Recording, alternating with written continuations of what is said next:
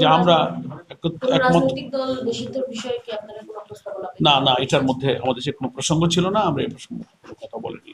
Political বিষয়গুলো political ময়দানে রাজনৈতিকভাবেই আমরা কথা বলি, এটা এর সাথে রিলেটেড বিষয় নয়।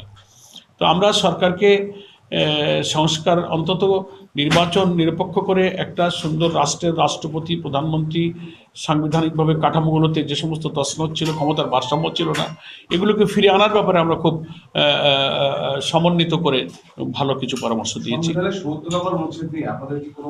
আমরা মতামত দিয়েছি, আমরা রাখার পক্ষে বলেছি, কিন্তু সেখানে আমাদের কিছু ব্যাখ্যা আছে।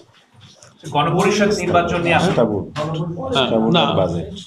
আস্থা ভোট, বাজেট, হ্যাঁ, এই সম্পর্কে আমরা ৭০ ধারা অনুযায়ী পার্লামেন্টের মেম্বাররা ভূমিকা পালন করবেন কিভাবে, সেগুলো ওখানে আমরা আলাদা বলেছি। কমনলি ওটাকে আমরা মেনে নিই, প্রোভাইডেড কিছু কন্ডিশন আমরা দিয়েছি। গণপরিষদ নির্বাচনের ব্যাপারে কথা হচ্ছে, জাতীয় সংসদ নির্বাচন আগে গণপরিষদ মানে কনস্টিটিউশন আবার নতুন করে তৈরি করার ক্ষেত্রে, এই ক্ষেত্রে আপনাদের মতামতটা এই গণপরিষদ নির্বাচন? না, গণপরিষদের ব্যাপারে তো ২-৩ রকম মতামত আছে।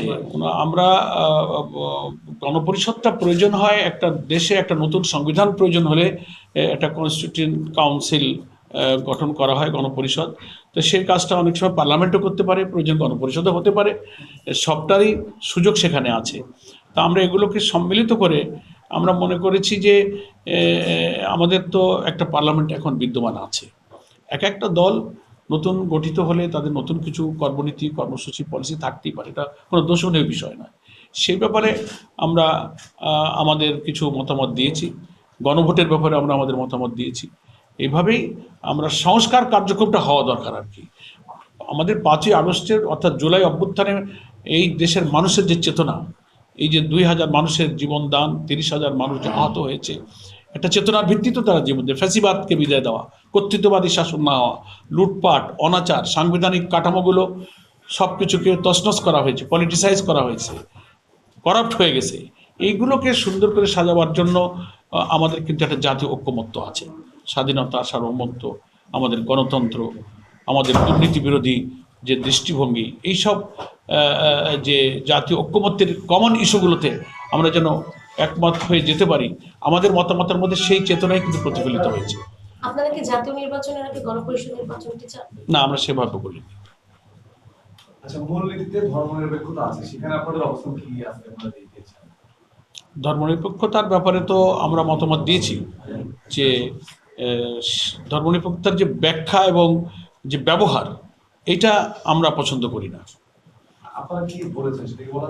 না, আমরা ওখানে লিখিতভাবে বলেছি, দেখবেন। আমরা অত ডিটেলস কথা তো আর এখানে অতটা আলোচনার পর আমরা ডিটেলস বলবো। আর এটা মাত্র জমা দেওয়া হলো আজকে। নির্বাচনের সময় নিয়ে একটা বিকল্প আছে, ছোট প্যাকেজ হলে ডিসেম্বর, বড় প্যাকেজ হলে জুলাই।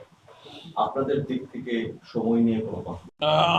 আগের থেকেই জামাত ইসলামের নির্বাচনের সময় নিয়ে যে অবস্থান, আমাদের সম্মানিত আমির জামাত তো বলে আসছেন, আমাদের সব নেতৃবৃন্দ আমরা একই অবস্থানে আছি। আমরা কিন্তু নির্বাচনের দিন, মাস, বছর, ঘন্টা কিন্তু কখনো আমরা বেঁধে দিইনি।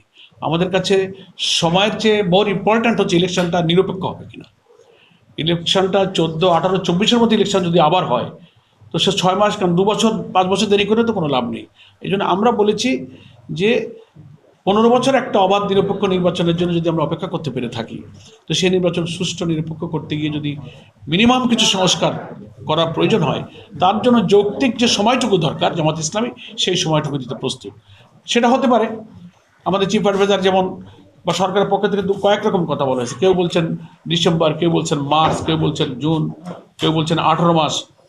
যেটাই হোক, তাদের টেন্টেটিভ আইডিয়ার মধ্যেও যদি তারা সংস্কারগুলো করে নিরপেক্ষ নির্বাচন করতে পারেন, আমরা তো দিন মাস বেঁধে তাদেরকে কোনো বাইন্ডেন্সের মধ্যে রাখিনি। আমরা চাচ্ছি 2-1 মাস আগে পরের চেয়ে মোর ইম্পর্ট্যান্ট হচ্ছে ইলেকশনটা নিরপেক্ষ হওয়া।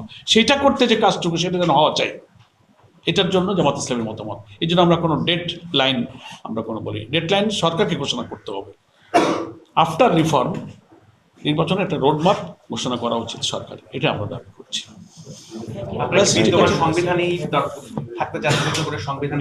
না, বিদ্যমান সংবিধানে অনেক সংশোধনী দিয়েছি তো আমরা এই সংবিধানের পরিবর্তন চাই।